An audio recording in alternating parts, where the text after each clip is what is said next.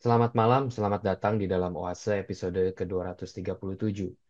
Bapak Ibu, kita hidup di dalam generasi yang menuntut hasil untuk menerima sebuah kepercayaan.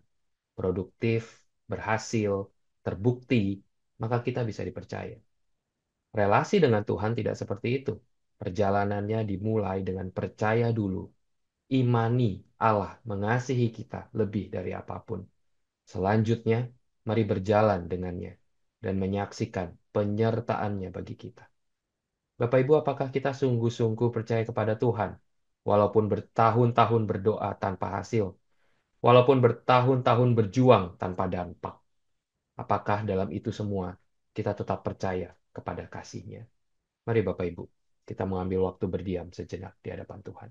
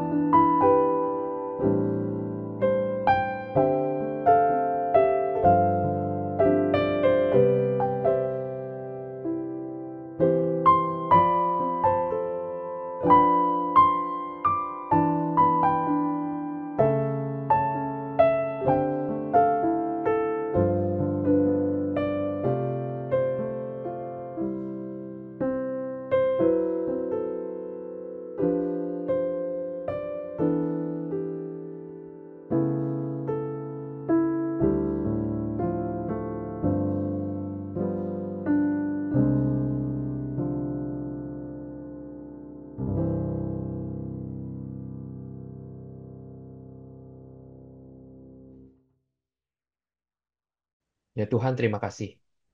Malam ini sekali lagi kami datang. Sertai langkah kami. Tuntun, pimpin kami untuk dekat kepada Engkau. Hanya di dalam nama Tuhan Yesus kami berdoa. Amin. Selamat bertemu kembali, saudara-saudara yang mengikuti Oase pada saat ini.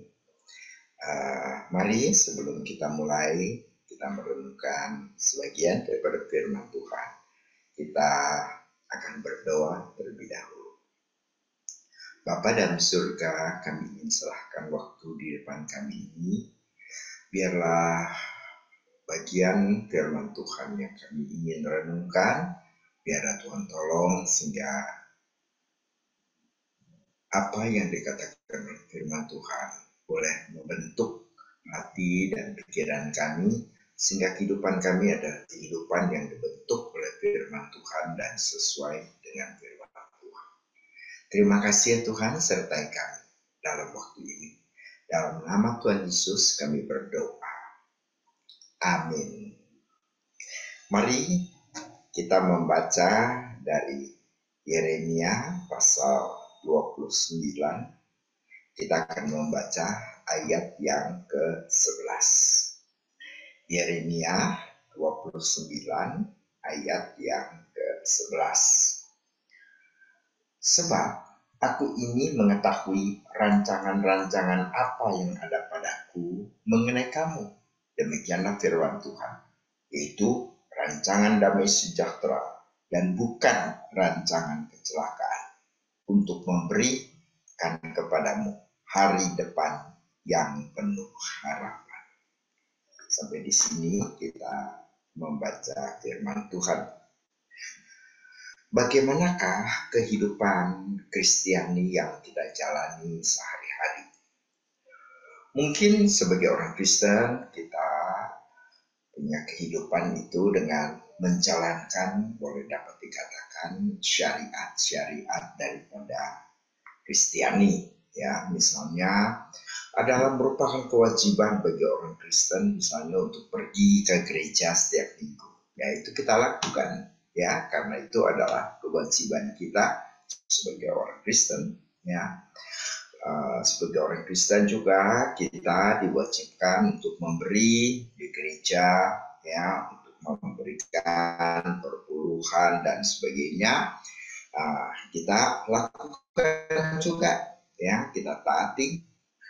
Tentu sebagai orang Kristen kita mesti berdoa, ya, kita berdoa setiap malam, ya, dan tentu diharapkan meskipun kita sibuk begitu, kita diharapkan juga tetap untuk menyediakan waktu untuk membaca firman Tuhan, baca Alkitab.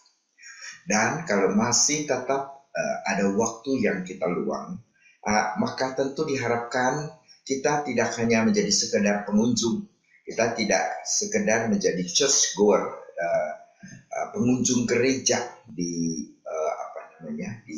di gereja, tapi kita diharapkan untuk ikut di dalam pelayanan. Ya, kita diharapkan ikut di dalam pelayanan, dan dengan demikian kita menjadi orang Kristen yang baik begitu, ya. Jadi kita sebenarnya melakukan hal-hal yang demikian. Nah, karena kewajiban-kewajiban kita adalah kewajiban Kristen yang seperti demikian, maka orang akan menentukan rohani daripada seseorang itu tentu dengan melihat seberapa banyak dia mengikuti syariat Kristiani. Ya, bagaimana dia ke gereja, apa bolos-bolos atau tidak, apakah dia pelit apa enggak, apakah dia berdoa apa enggak, apakah dia baca Alkitab atau enggak, atau dia ikut serta di dalam pelayanan atau enggak. Ya, jadi orang melihat itu sebagai sesuatu di mana mereka memakai sebagai ukuran daripada kerohanian seseorang, ya. Nah, tapi apakah sebenarnya kekristenan itu hanya menjalankan syariat-syariat Kristen? Ya, apakah hidup Kristen adalah hidup yang digambarkan seperti tadi? Ya, sepanjang kita melakukan dengan setia, dengan rajin, dengan baik, semua syariat-syariat Kristen itu kita kemudian menjadi orang Kristen yang baik. Saya rasa sebenarnya Yeremia tidak melihatnya seperti itu, ya. Yeremia 29 ayat 11. Yeremia 29 ayat 11 yang kita baca mempunyai latar belakang bahwa pada waktu itu orang-orang Israel dibuang ke Babel, ya, karena mereka tidak mentaati apa yang dibuatkan oleh nabi-nabi. Mereka tetap menyembah berhala, mereka tetap menjauhkan diri daripada Allah Yahweh. Maka kemudian Tuhan menghukum orang Israel, orang Yahudi, itu mereka dibuang ke Babel, ya, dibuang ke Babel. Nah, jadi pada waktu Yeremia bernubuat, maka pada waktu itu kita melihat bahwa orang-orang Yahudi itu ada di dalam pembuangan di Babel, dan Yeremia menuliskan nubuatannya ini kepada orang-orang Yahudi yang berada di Babel, ya. Nah, nabi-nabi palsu yang ada pada waktu itu kemudian bernubuat kepada orang-orang Yahudi di sana, ya.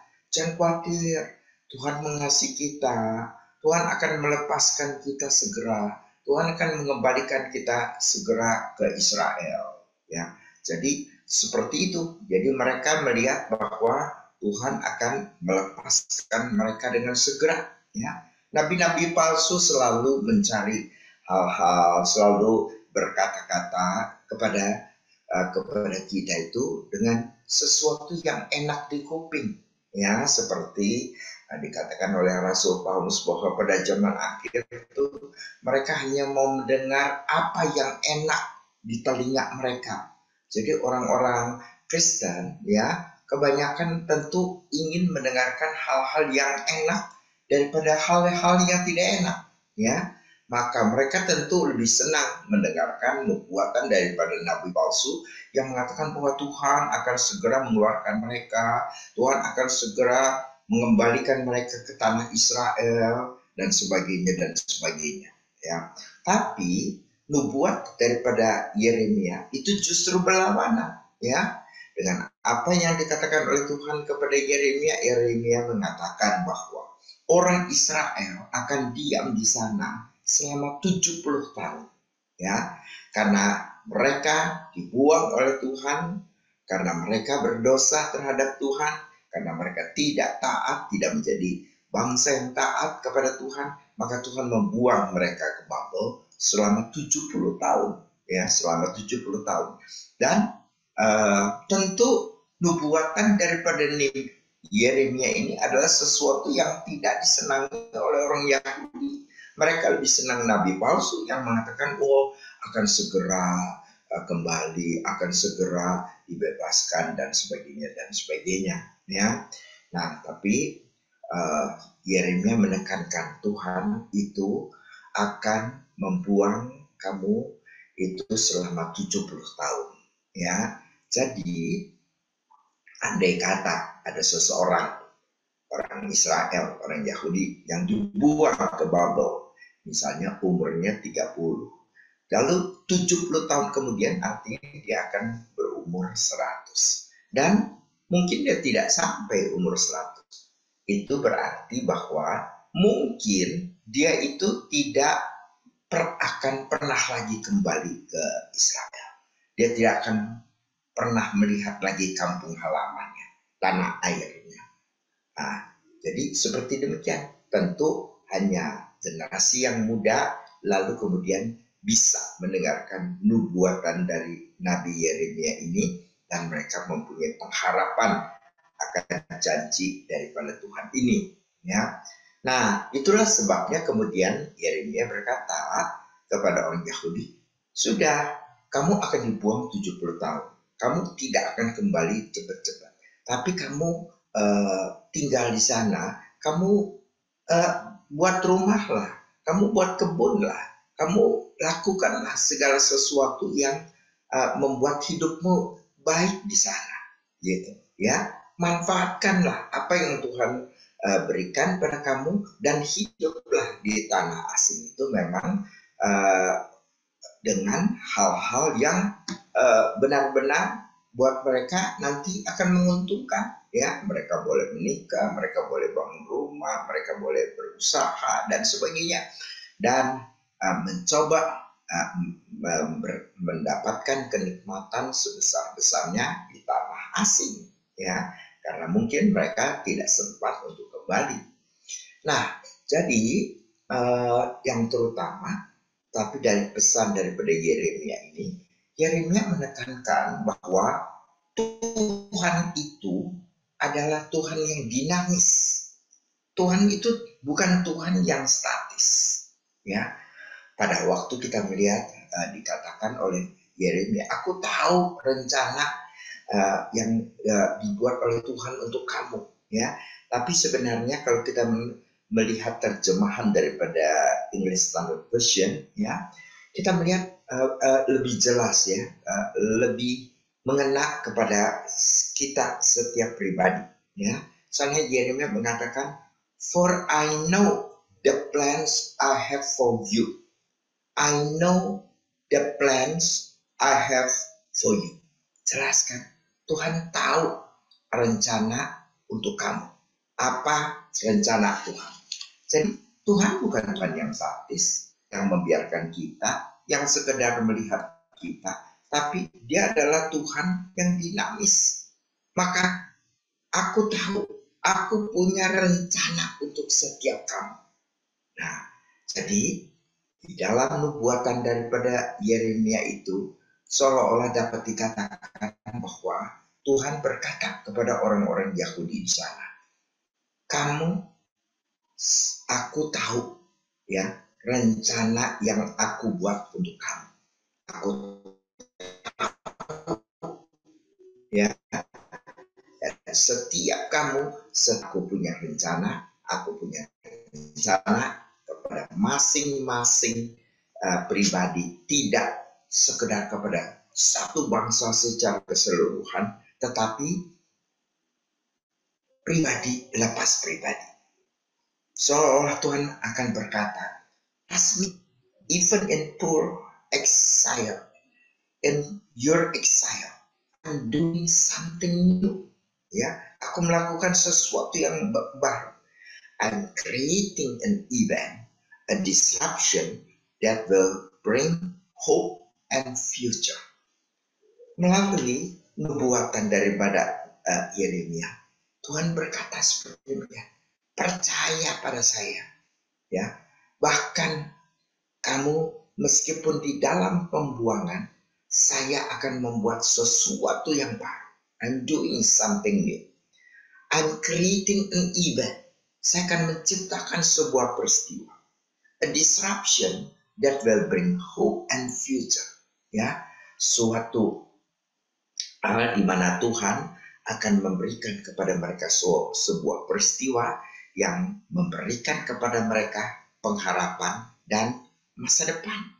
Ya, jadi kita melihat memang Tuhan tidak seperti di dalam film Harry Potter memegang tongkat sihir, lalu kemudian mensihir, lalu kemudian keadaan sekaligus semuanya berubah. Ya, semua masalah-masalah daripada orang Israel itu terpecahkan, ya, langsung secara instan, begitu ya. Dia tidak, Tuhan tidak bekerja seperti demikian, ya. Tapi dia mengatakan bahwa dia akan memberikan kepada orang-orang Israel itu satu event, ya, yaitu sebuah peristiwa, sebuah waktu yang dimana mereka itu tidak sangka-sangka, tapi itu akan dikerjakan oleh Tuhan bagi orang Israel. Ya, jadi dalam pembuangan ini mereka menaruh percaya mereka, trust Him, untuk melihat rancangan daripada Tuhan dan melihat rancangan Tuhan itu in surprising ways. Terjadi secara surprise buat orang-orang Yahudi. Nah, jadi intinya, ya, inti daripada pesan daripada Yeremia itu adalah trust God, percaya Tuhan. Tuhan tidak akan memberikan satu rancangan kecelakaan, tapi rancangan damai sejahtera. Meskipun Anda melihat, meskipun orang Israel melihat seolah itu adalah sesuatu kecelakaan, mereka dibuang ke dalam pembuangan di Babel, mereka harus hidup di tanah yang asing, mereka harus hidup sebagai orang buangan, sebagai orang jajahan. Nah, mereka harus melalui semuanya itu. Tetapi semuanya itu bukanlah rancangan kecelakaan yang dirancang oleh Tuhan. Itu terjadi adalah karena dosa mereka, ya, karena mereka melakukan dosa-dosa terhadap Tuhan yang memberikan semuanya itu kepada mereka, ya. Tapi Tuhan janjikan, meskipun mereka harus melalui hukuman, mereka itu melewati bukan rancangan kecelakaan, tapi rancangan damai sejahtera. Jadi kita boleh melihat bahwa orang-orang yang percaya kepada Tuhan, yang trust, yang percaya kepada Tuhan, apa yang mereka harus kerjakan, ya. Jadi dengan nubuatan daripada Yeremia ini, mereka harus melakukan sesuatu, yaitu watchfulness, berjaga-jaga, ya, melihat dan percaya bahwa apa yang Tuhan rancangkan bagi mereka adalah bukan rancangan kecelakaan, tapi rancangan damai sejahtera.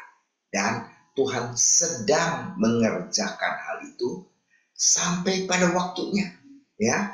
Dan setelah 70 tahun, kemudian secara aneh sekali, tidak pakai perang, tidak pakai pemberontakan, tidak pakai apa-apa, tapi kita melihat bahwa kemudian oleh Raja Persia, lalu kemudian mereka itu, orang Israel, bisa pulang pada waktu zaman Esra, pada waktu zaman Nehemia misalnya. Mereka kemudian akhirnya balik dari pembuangan, dan mereka bisa kembali ke Israel, ya. Dan Anda boleh lihat dalam sejarah bahwa dengan pembuangan itu, orang-orang Israel tidak lagi kemudian membuat berhala, ya. Karena mereka di pengasingan itu, mereka tidak punya bait Allah, maka ibadah pada waktu itu di Babel kemudian berubah dari ibadah di bait Allah, ya, lalu kemudian menjadi ibadah di dalam rumah ibadat, rumah-rumah ibadat yang kecil, ya. Jadi di tiap-tiap tempat itu ada rumah ibadah yang kemudian dilanjutkan pada waktu mereka kembali ke Israel. Memang bait Allah kemudian dibangun, tetapi kita melihat seperti di dalam Perjanjian Baru, ya, Tuhan Yesus banyak sekali mengunjungi rumah-rumah ibadah, di mana itu sebenarnya adalah hasil daripada pembuangan di Babel, ya. Jadi mereka mulai kembali belajar firman Tuhan, kembali ke dalam Taurat dan sebagainya, dan artinya dengan pembuangan itu mereka kemudian dibaharui dalam kerohanian mereka, sehingga mereka tidak lagi bertaut kepada berhala-berhala. Jadi mereka kembali di dalam keadaan spiritual yang betul-betul jauh lebih baik daripada sebelum mereka dibuang, ya. Nah, persoalannya adalah, apakah mereka percaya Tuhan? Apakah mereka tanggap akan waktunya Tuhan? Maka pada waktu Esra misalnya kembali, atau pada waktu Nehemia misalnya kembali ke Israel untuk membangun kembali tembok Yerusalem, Esra balik untuk membangun kembali bait Allah. Apakah orang Israel melihat dengan demikian, itulah pewujudan daripada nubuat daripada Nabi Yeremia? After 70 years, setelah 70 tahun, Tuhan akan mengizinkan mereka kembali ke tanah Israel, dan mereka bisa kembali. Apakah mereka watchful? Apakah mereka berjaga-jaga untuk tibanya waktu yang Tuhan tetapkan, untuk kemudian janji Tuhan diwujudkan di dalam sejarah kehidupan mereka?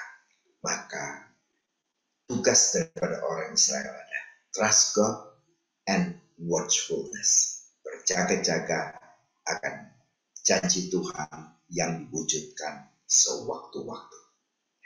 Bapak Ibu sekalian, barangkali tahun 2025 banyak sekali dikatakan oleh para ahli ekonomi, mungkin tidak secerah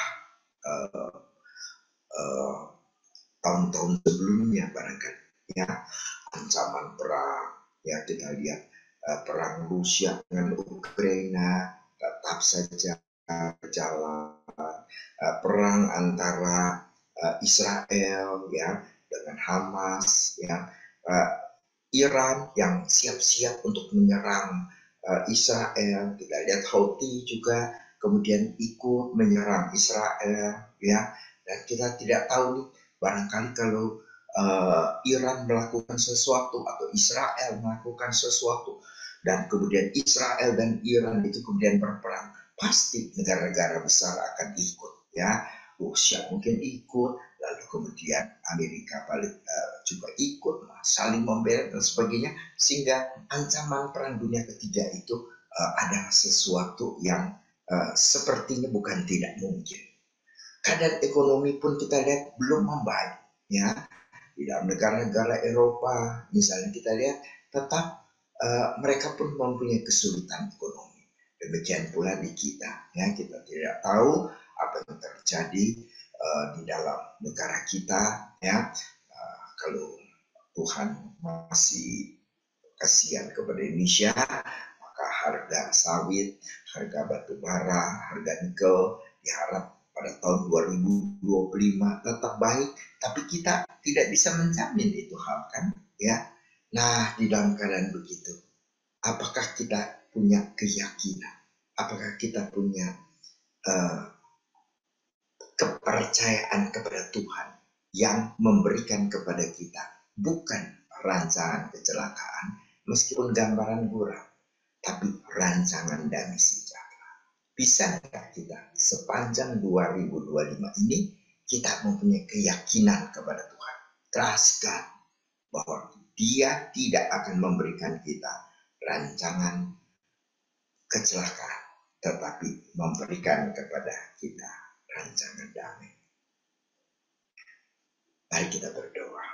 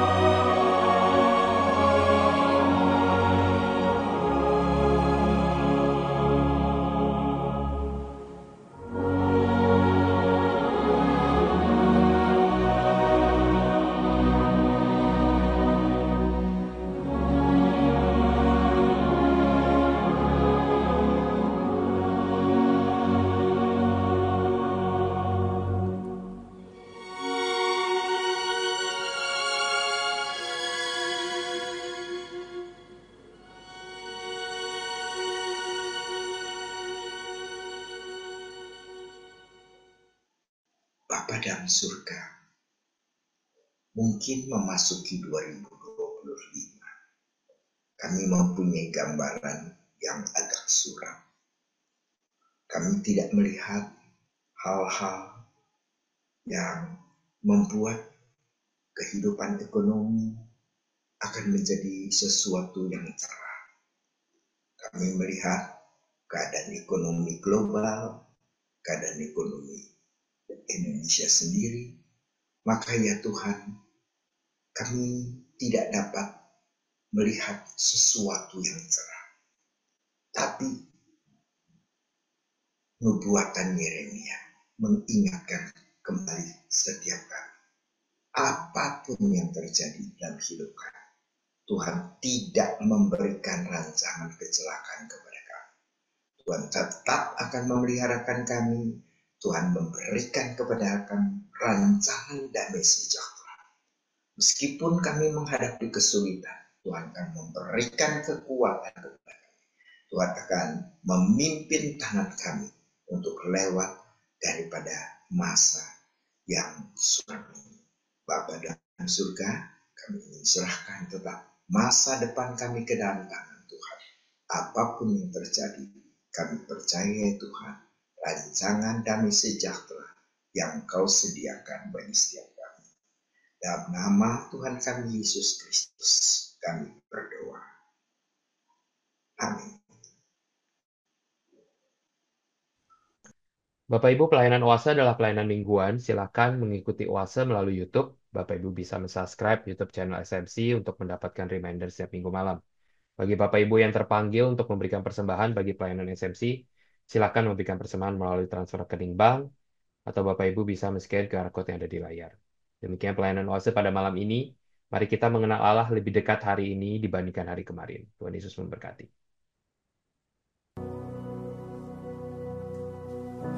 The Lord bless you and keep you. Make His face shine upon you and be gracious to you. The Lord turn His face toward you and give you peace.